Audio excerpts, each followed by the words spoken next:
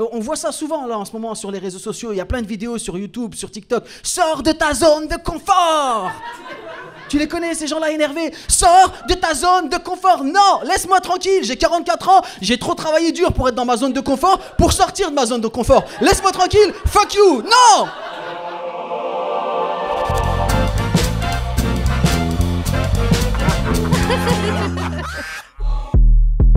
Ça fait 10 ans qu'il fait du stand-up. Il a commencé sa carrière à Paris et on espère que c'est là qu'il va la finir. Mesdames et messieurs, Radi!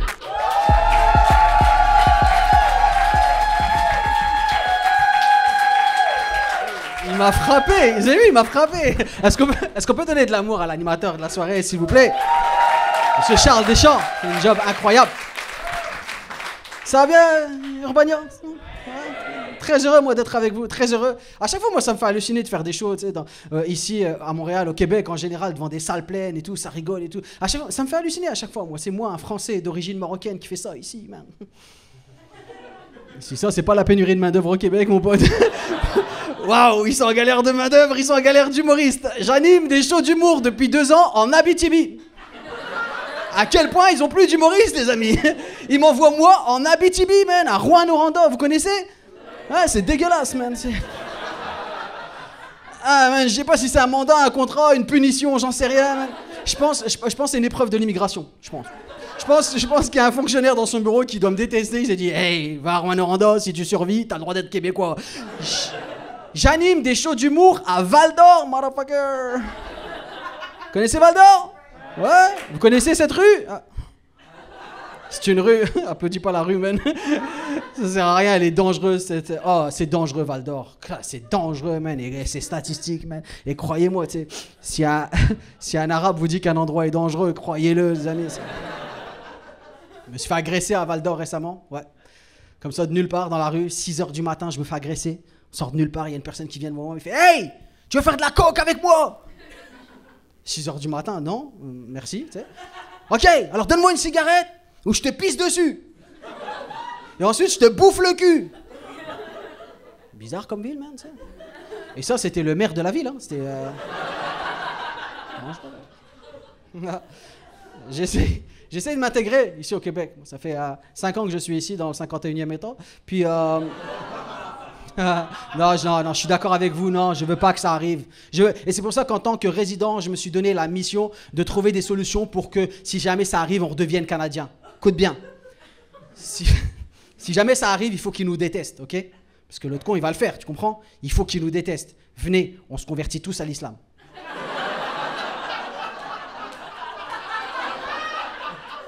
J'essaye de vous trouver des solutions, vous rigolez.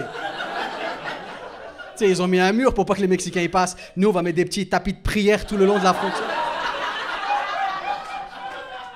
Je vais trouver des solutions.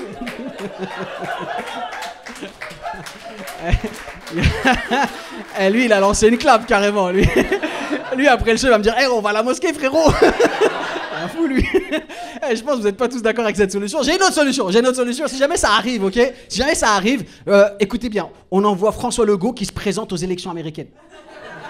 Sur un malentendu, il est élu. Et il va devoir faire un discours, tu sais, devant le Congrès pour son investiture. Et son discours, à Washington, il va le faire en anglais. Là, c'est sûr, on va redevenir Canadien, même. Il va être pété, son discours. Dear compatriotes, everything, we are in the trouble, don't worry, put arc-en-ciel on your window, ça va bien aller. C'est sûr, ça va être tout pété, man, tu sais. Beaucoup de gens qui me disent « Hey man, t'es venu à Montréal, t'es parti, t'as tout quitté pour aller faire du stand-up, t'es sorti de ta zone de confort, c'est bien. » Moi, je suis pas d'accord, j'aime pas cette phrase-là. D'ailleurs, je suis contre cette idée-là, de sortir de sa zone de confort. T'sais. On voit ça souvent là en ce moment sur les réseaux sociaux, il y a plein de vidéos sur YouTube, sur TikTok. « Sors de ta zone de confort !» Tu les connais, ces gens-là énervés? Sors de ta zone de confort. Non, laisse-moi tranquille, j'ai 44 ans, j'ai trop travaillé dur pour être dans ma zone de confort, pour sortir de ma zone de confort. Laisse-moi tranquille, fuck you, non! C'est vrai, je suis à la moitié de ma vie, laisse-moi tranquille, je veux du confort là, tu sais. Non, il faut que tu sortes de ta zone de confort pour être une bonne personne. Je veux être une mauvaise personne. Sur mon sofa, il y a moyen, c'est possible, tu sais. Non, il faut que tu sortes de ta zone de confort. Il faut que tu traverses l'océan Atlantique à la nage avec les pieds liés. Il faut que tu gravisses l'Everest sans oxygène pour te sentir vivant. Je veux pas me sentir vivant, je veux rester vivant, c'est possible. Je veux pas sortir de ma zone de confort. J'ai 44 ans, je suis trop vieux pour sortir de ma zone de confort. Moi, le maximum, je peux sortir de ma zone de confort, je suis intolérant au lactose. Mets-moi du lait de vache dans mon latte, tu vas voir comment je vais sortir de ma zone de confort. C'est toute ma zone de confort qui va sortir de moi. Et sois pas à côté de moi quand je vais sortir de ma zone de confort, man. Sinon, il y aura plus de confort nulle part, c'est ça qui va se passer. Je veux pas sortir de ma zone de confort. Tu sais ce que je veux, moi, à 44 ans? Moi, je veux être rassuré. C'est ça que tu veux, à la moitié de ta vie, je te jure, tu veux être rassuré. Et c'est ça que j'ai trouvé ici au Québec. Moi, je suis rassuré aussi au Québec. Tu sais ce qui me rassure ici, au Québec? Les déjeuners québécois. Oh man, j'ai découvert ça ici, c'est rassurant un déjeuner québécois. 2 œufs, bacon, saucisses, patates, pain brun, beurre salé. C'est rassurant, man. Parce que moi, j'ai pas connu ça, tu sais. De toute ma vie, j'ai connu que les déjeuners français. C'est pas rassurant un déjeuner français. Du café noir et du jugement, c'est pas rassurant. Non. Avec un peu de misogynie et de racisme, tu sais. C'est pas rassurant, c'est stressant un déjeuner français.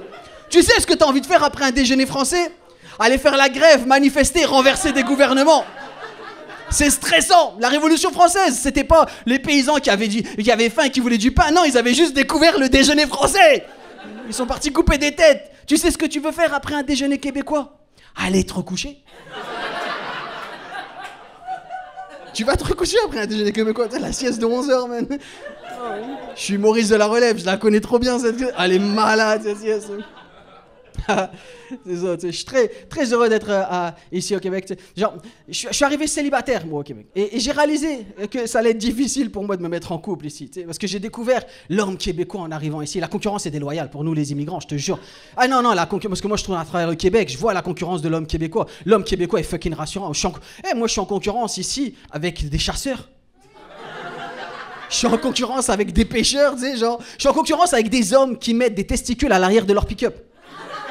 C'est rassurant, de la testostérone sur de la testostérone. Je sais que c'est rassurant. J'ai un ami, Olivier, québécois, je l'ai connu ici. Il est fucking rassurant, tu sais.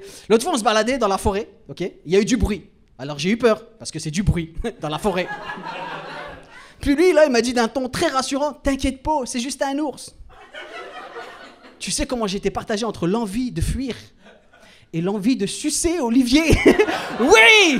Oui, il va faire la bagarre avec un ours. Il mérite qu'on le soulage, le pauvre Olivier. Oui, Olivier.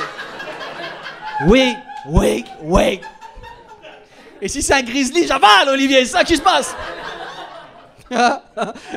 Yo, j'ai fait ce numéro-là devant ma soeur qui est venue me voir très récemment, tu sais.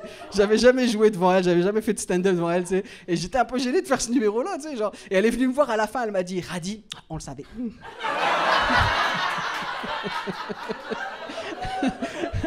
Ok, je pense pas que je pourrais faire de meilleures blagues ce soir. Merci de m'avoir écouté.